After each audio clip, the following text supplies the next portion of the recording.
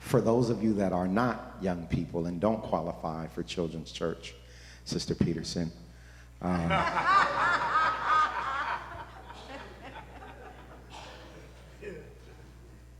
want to invite you to close your eyes.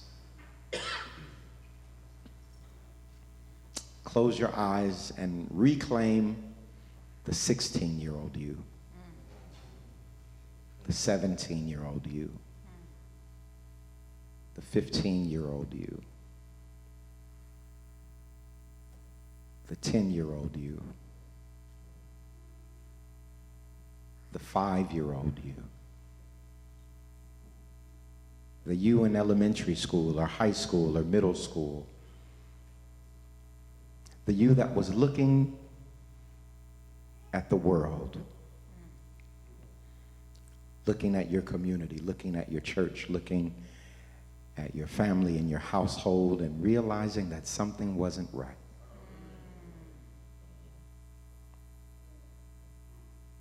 Seeing things happen or things happening to you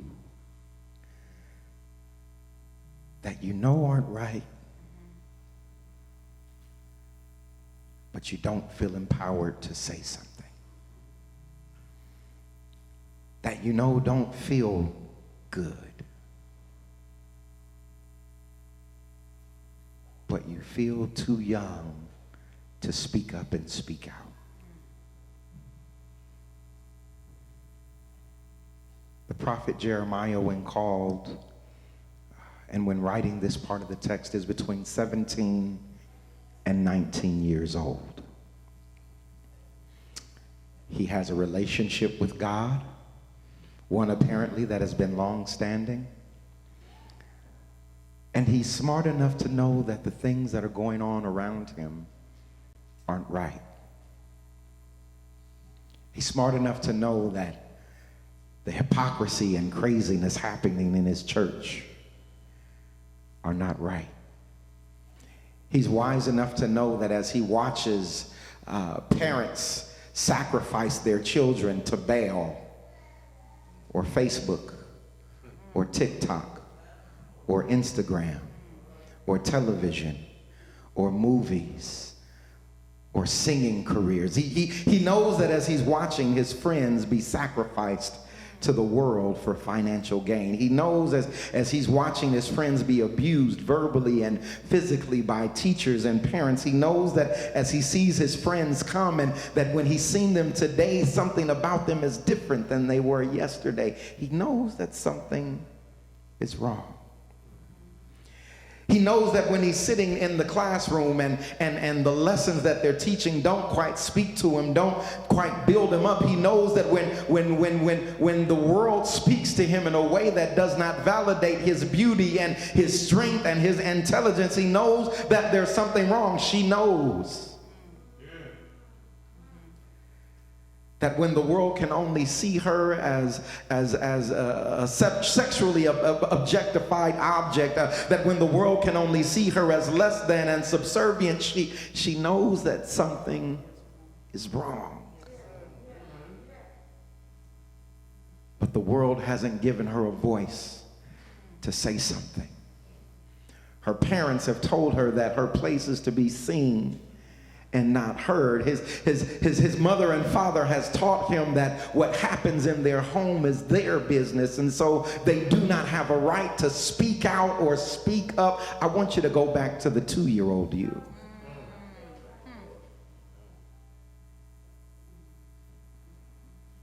That was not given agency, was not given voice, was not given any place of regard or importance. Young people, I can only imagine this morning Aiden and Theodore and Taylor. I can only imagine that you're looking out at the world and seeing so many things that don't sit right with you. You're looking at the situations around you and you're seeing things that don't feel right, that you don't quite understand how your parents and your pastors and your teachers and police officers and your government could allow these things to keep going on. I know that you're looking at the world and you're seeing all these things. You're watching the news and hearing the news and the things that people are saying and telling you just don't add up to what's going on in your head and in your heart.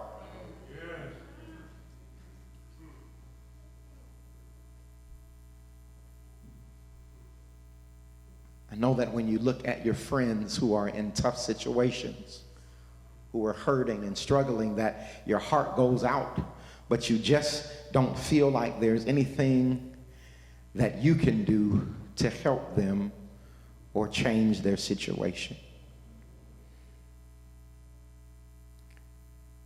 This morning, maybe you've been feeling like you're too young, too small, not strong enough, not smart enough, don't have enough experience. Maybe somebody's talked down to you. Maybe somebody's disregarded or didn't take seriously the question that you had. Maybe somebody gave you some simple answer that you knew didn't answer the question that you asked, but what are you going to do? You're only a child. Maybe you're a middle sister or the youngest brother. Maybe you're the smallest in your family, and so folks have counted you out. Maybe you didn't get the best grades and straight A's on your report card, and so people look over you and don't pay attention to you, and so you act out a little bit because that seems to be the only time that you get any type of attention. That seems to be the only time that people can see you when you're getting in trouble. This morning, I can only imagine, and so I just ask that we close our eyes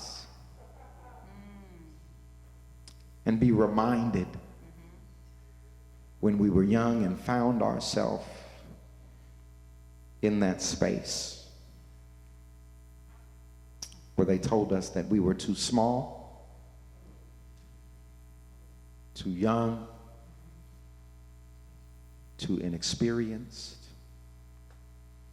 to have a voice, to have an opinion, to have a solution, to have an idea,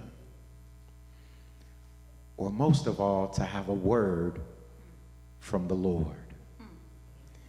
This morning, young people, I want to encourage you and let you know that while you might be too young to drive, or too young to serve in leadership, or too young to serve as a pastor, or too young for this and too young for that, this morning, young people, I want you to know that you are not too young for God.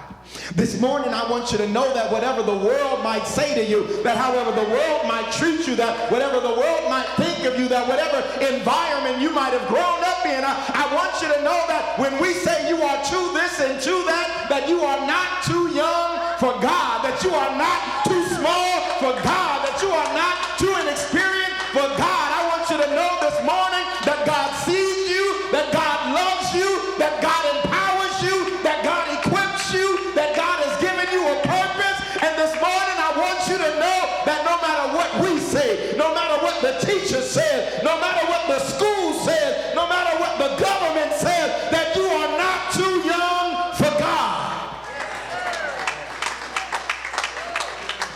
Jeremiah at 17 years old begins to have a dialogue with God, just like Isaiah, about all of the things that he sees, about all the things that he's experiencing, and God says, I'm calling you, Jeremiah. And so I want you to know that God is calling you, young people. I want you to know, Dee Dee, that God is calling you. I want you to know, all of my young people, that God is calling you. God is preparing you, and God desires to use you.